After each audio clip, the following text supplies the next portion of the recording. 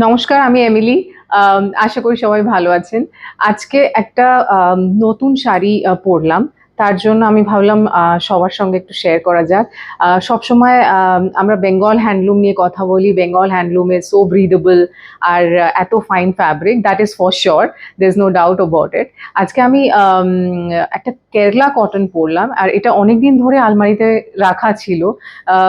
So আজকের weather দেখে আমার মনে হলো let me try this. And you won't believe it's so smooth and soft. আমি জানতাম না যে কেরলা কটন এত সফট হয় আর এত এত ব্রিদেবল। মানে সারাদিনে আমি বলবো আমার একটু অসুবিধা হয়নি চলাফেরা করতে বা এই গরমের মধ্যে ম্যানেজ করতে। সো এই গরমে যখন শাড়ি সিলেকশন করবেন আপনারা, আই মাস্ট সে কি একটা কেরলা কটন নিজের ওয়ার্ড্রবে ডেফিনেটলি রাখুন। আর then you will see the magic of this fabric. It's very beautiful, very subtle.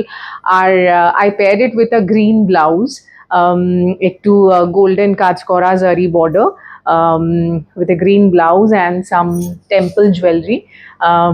এখানে ছোট ছোট elephants or flowers আছে, so you can wear this during daytime and this is just fancy.